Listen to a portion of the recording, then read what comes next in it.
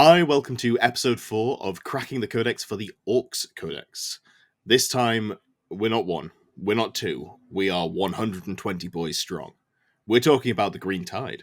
How are you feeling about this one, Scrivo? I am so excited. I've even got my tax squig with me. Yeah, Excellent. Well, that's how hopefully excited I am. Apparently, you don't hear it in the background because that would ruin the audio quality. So, Shh, down there. what do you get if you're an orc? Same thing you get if you're an orc in any detachment, but it's great. So, at the start of the battle round, instead of not the command phase, the battle round, you call a Waaagh. It's once per game, and you get to advance and charge. You get +1 to your strength and attacks in melee, and you have a 5-up invulnerable save. Now, two things. First of all, call it at the start of the battle round. This means you call your shot. If you go second, your opponent has a turn to respond to it.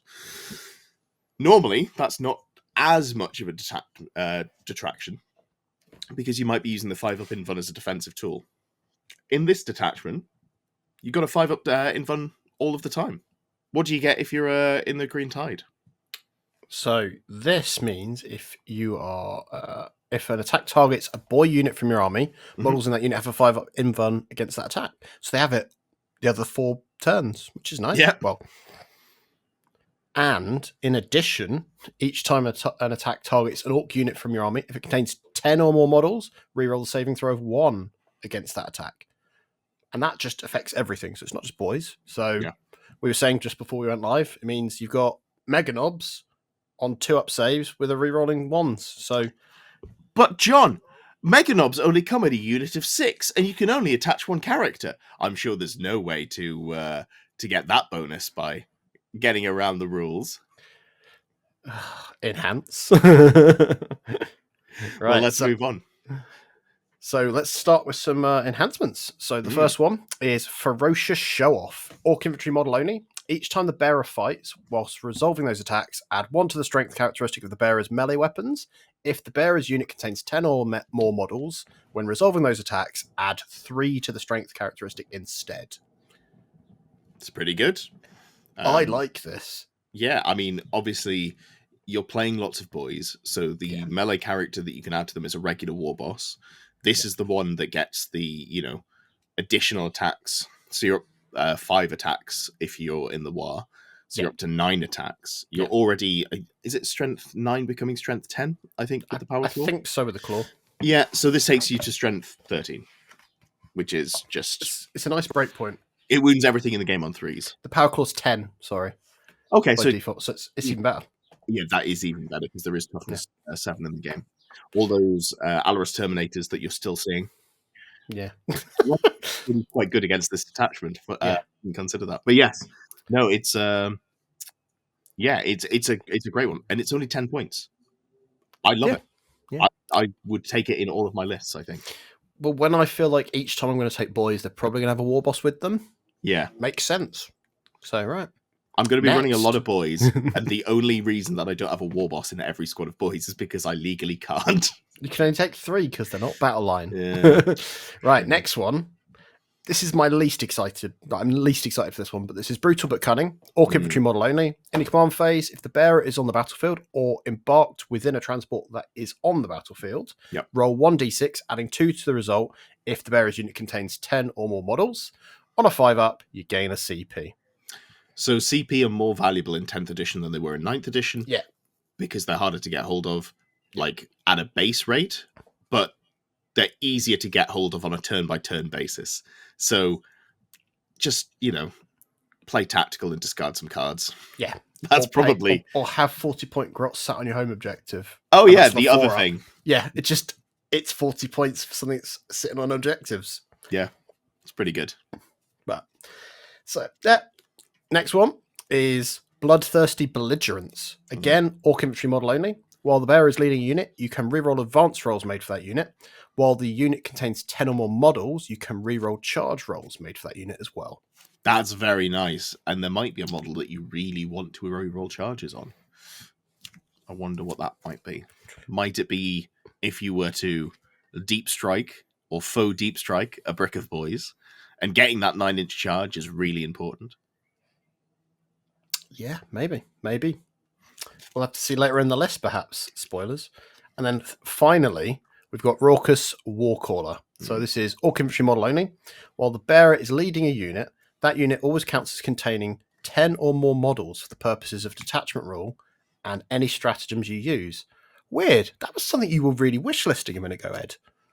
So on the face of it, this is really underwhelming because the smaller squads, you're like, I don't necessarily care that they're getting the full squad bonuses.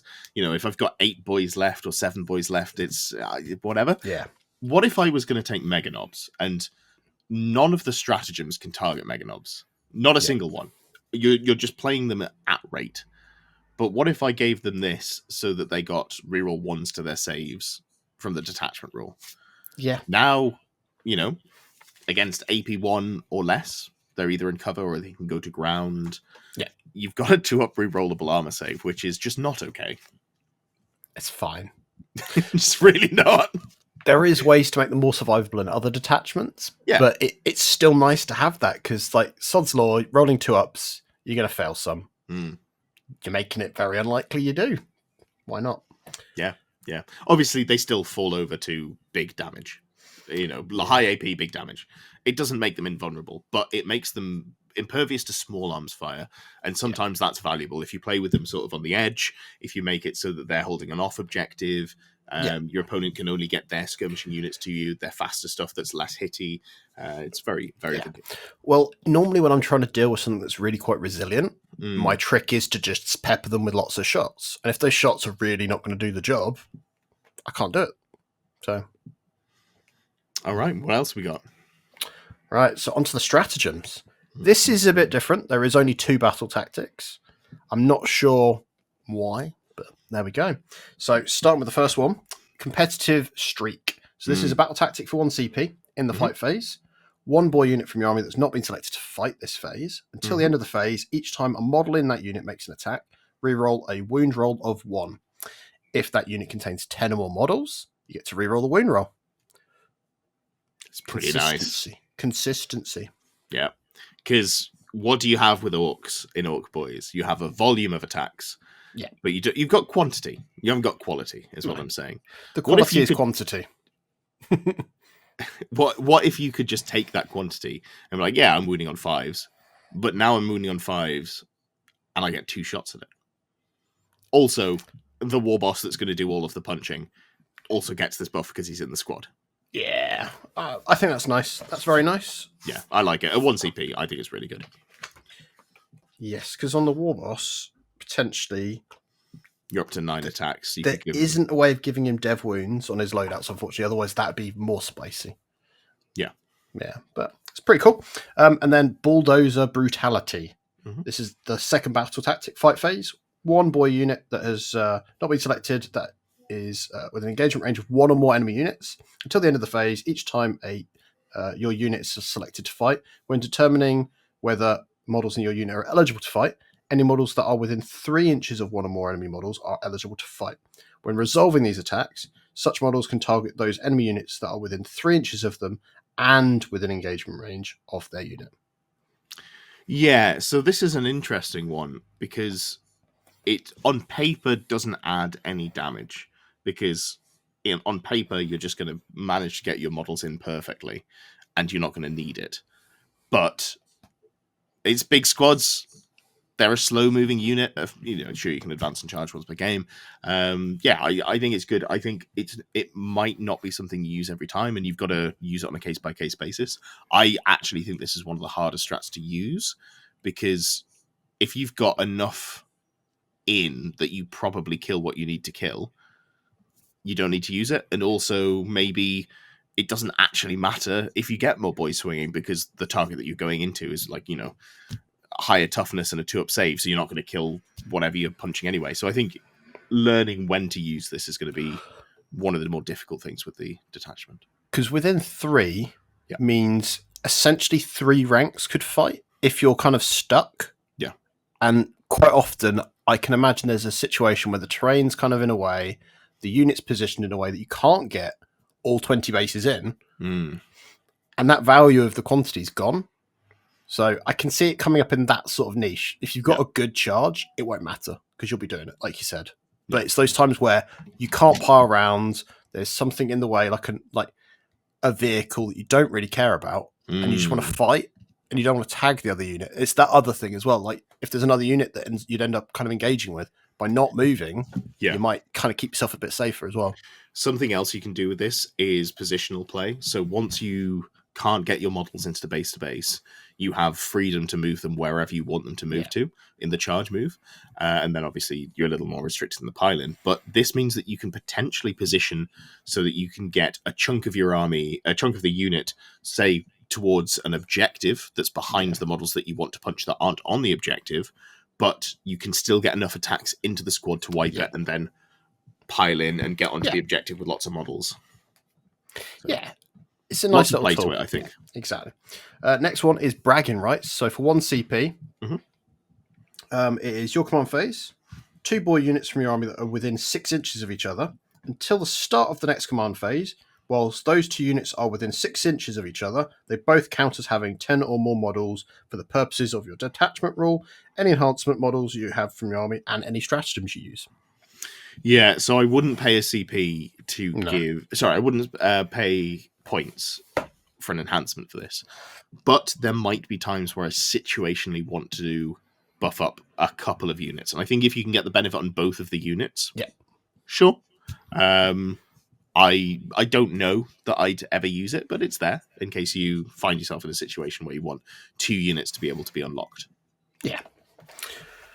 Next one is Come On Lads, which is 1 CP. In your command phase, 1 boys unit from your army. Return D3 plus 2 destroyed models to your unit, excluding the character models. This is the big one. This is really, really good. Any faction that has, resurrection in the command phase, they enjoy a much greater share of the primary. That's all I'm saying. Yeah, because you can just steal that little pesky objective that you didn't think your opponent didn't think you'd be able to get. Yep.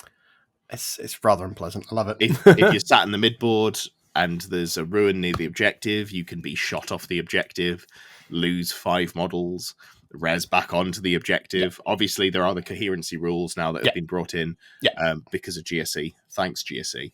But and Necrons that you can only respawn next to something that's already originally on the board. Yeah, you've got to be in coherency of models that were already there, which is totally fine. It's not a problem at all. But it opens up a lot of scoring potential there. And also just getting shorter charges or getting models back. All of these are things that are good. Yeah, exactly. Next one, Tide of Muscle, is in your charge phase for a CP. 1 boys unit from your army that has not declared a charge this phase. Until the end of the phase, each time you declare a charge with that unit, add the current battle round number to the charge roll. Now, this is spicy. I love this. So to me, I'm thinking about all these, you're in the embers of the game. Everything's just about over. You're getting really desperate. You've got, a mob of, 7 boys where you've brought back 3 of them this turn. And you get +5 to your charge. And you to win the game, you need to capture enemy outpost on the home objective. And you're 11 inches away. But it's fine because you get +5. It's just come on. Those sorts of situations, that's going to be great fun in. I like those niche situations. Yeah. The reason it's really good is on turn 2, you use a weird boy and you jump across the board with a brick of 20 boys, and you've given him the enhancement to have the reroll charges, and then you get a 7-inch rerollable charge. And the odds on failing that are not big. I don't know them off the top of my head. It's something like a 20%, 20% chance to fail that. It's not like the 8th edition orc charges from the jump where you were re-rolling one of your dice and it still worked out something like 53% chance of success, which was an awful game plan to rely the entire game around. And we did it. It also gets better. If you hold on to it until turn 3 instead of turn 2, great, cool. Now it's a 6-inch rerollable charge. Do you know how hard that is to fail? Very. Hold my beer. I'm going to show you. Right. And before we get very gushing about that stratagem a bit more, the last one is called Go Get 'em. And this is for a CP in your opponent's shooting phase just after they've selected a unit. 1 boys unit from your army is the target of those attacks. And the effect is After the attacking unit is shot, your unit can make a go get 'em move. If you do so, roll a d6 for each model in your unit can move the distance in inches up to the result. But you must move as close as possible to the closest enemy unit. When doing so, these models can be moved within engagement range of enemy units, and if they contain 10 or more models, you get to move flat 6 inches instead. So it's a surge, blood surge type of thing. It's a 6-inch blood surge, baby. Yeah. This is good. This is very good. You know what really messes your opponent up? Them forgetting that you're within 6 inches and then you shoot. I have never done that. Here's the thing. As a player, I would remind my opponent, you don't have to. It's not unsporting not to. I can't play like that. But I have been absolutely caught out by multiple players at events who have gone, okay, cool. So now I'm just going to move into contact with you. Thanks, mate. Appreciate the reminder. It's my job to keep track. It's a very strong ability to use if you have access. Yeah, and that is the suite. And I think I would rate this in the Codex. It's probably in the top half of kind of suites of stratagems because I would say you're going to use most of them in a game. Yeah, and there isn't a 2CP one. And for orcs, it doesn't matter that they're not battle tactics. If anything, it's stronger that they're not battle tactics because your opponent cannot vect them so easily. Apart from the two, which is not bad, right? Yeah, apart from 2 of the really good ones. Hold on. No, they're all really good. So yeah, it's fine. You got the rest of them. Yeah. It's a good suite of strats. So this is the list that we came up with. You might be surprised to see that there's not 120 boys. There's only 100. I can only apologize for our actions. I'm not sorry. No, you wouldn't be. So top to bottom, and just to clarify, before you look in your codex and go, but you can't have 2 characters in a boys unit because it took us a while to find where it's written down. It's one of those things that you know, but then can't actually find the reason why it's okay. The boys data sheet has the rule that lets you have 2 characters attached, and one of them has to be a war boss, but then you can have a second character. Those of you with very high resolution screens may have been able to read the rule on Scrivo's camera, but for those of you who can't, check out the unit data card for boys. Yeah. List-wise, so what do we got? We've got 3 units of war bosses with pain boys with 20 boys. This is your bread and butter. These are the ones that are going to walk up the board as fast as they can, get shot to pieces, have a 5-up invuln and a 5-up feel no pain. The pain boys can resurrect models once per game. You can then resurrect models with your stratagem. You've got a lot of sort of ability to bring things back. You've got a lot of stickiness, a lot of staying power there. It's all good OC. It's not the most killy, but the war boss is there to be quite killy, with its 9 attacks in the Waaagh. Great units. One of them's got Ferocious Show Off because we had spare points, and that just gives you the additional strength.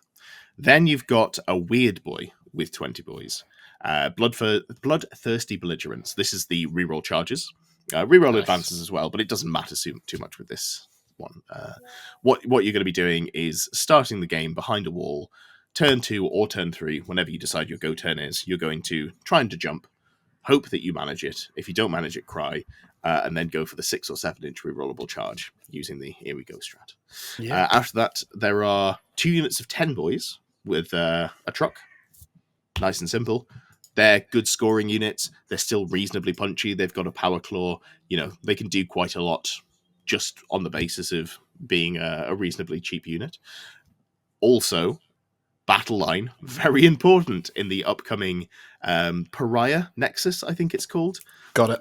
Yeah, the next set of rules, if you haven't seen them, check them out on Warcom. Came out today as of filming, the 15th of May. We will be seeing a lot more battle line in the game, or at least some battle line in the game. So having smaller units is quite nice to be able to do things, but just a good scoring unit in general. And then there's a 3rd truck.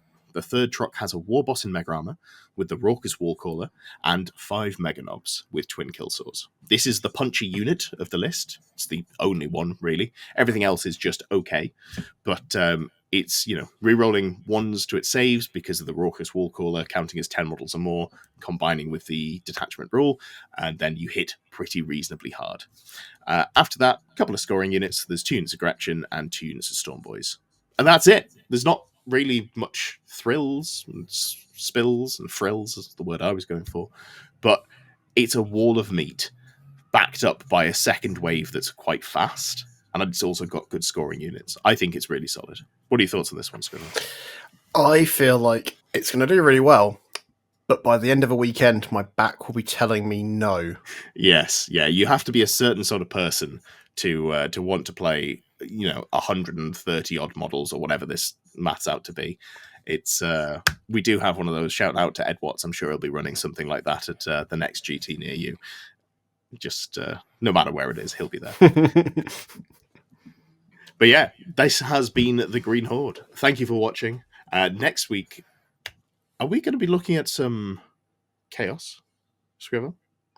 Maybe. Is that what we're thinking? We could put it to a poll. Oh, I'm sure nobody wants to hear about the new Codex. I'm sure you'd all much rather talk about, some old rules that we haven't got around to yet. Yeah, Custodes. We More could talk about Custodes. Custodes. I had someone message me last night saying they'd seen my Custodes video. So they're still writing Custodes lists. So shout out to Kylo, the one Custodes player remaining. To anyone else, though, if you do want to see chaos, let us know in the chat.